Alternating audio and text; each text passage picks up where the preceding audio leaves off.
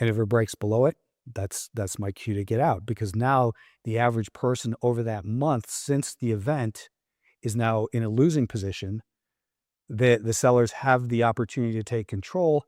I'm either going to get out on that break, or based on the definition of trend, higher highs and higher lows. If it makes a higher low, if it makes a lower low, not on 2-minute bars, but instead on 30-minute bars, and going back the last 15 days, the higher lows, those little pullbacks, each one is successively higher. It breaks that, then I'm going to get out.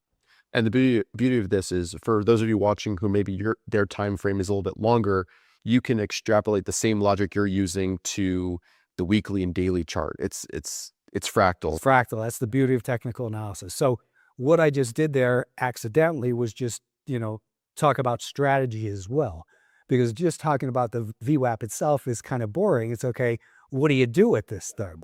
Because it says the average, and you'll see that a month later, a super strong stock, a month later, it'll pull back to that VWAP and it'll bounce from that VWAP, because there are programs, there are buyers that are saying, I want to buy this stock for the next 3 months or the next 2.5 months until we have visibility on the next earnings report. We want to buy 10 million shares over the next 10 weeks. So roughly 1 million shares a week.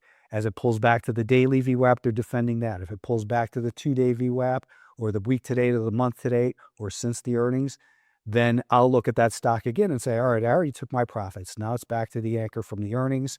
And that earnings was 4 weeks ago. If it holds in here, I'm going to look to buy the bounce from that. But I'm not going to buy the touch. There's a big difference. Yeah. That what you just said there made me think of FSLY, which back in Feb 12, 2026 had a large earnings gap, very strong. And then if you anchor a VWAP to that point, on April 14th, we had an undercut of that anchored VWAP. It also coincided with the 50-day moving average. So you got multiple levels of interest there, and it responded. It built a little bit of a structure there, mini base, and now is back in a shorter term uptrend, expanding higher. Is that kind of fit, pretty good example of what you were just... It does perfectly. And actually, if you look at that, Richard, and you put a year-to-date anchor on that, it undercut the anchor from the earnings, but it nailed the year-to-date anchor. So some people could say, hey, I bought the 50-day moving average, and that's great.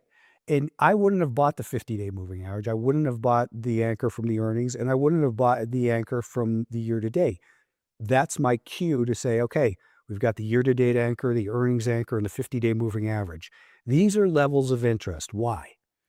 Well, because the average participant from the beginning of the year is now going to be in there defending this stock. Since the last earnings report, they're going to be defending it. And the stock dropped super hard from 35 to 22. So why did that stock drop?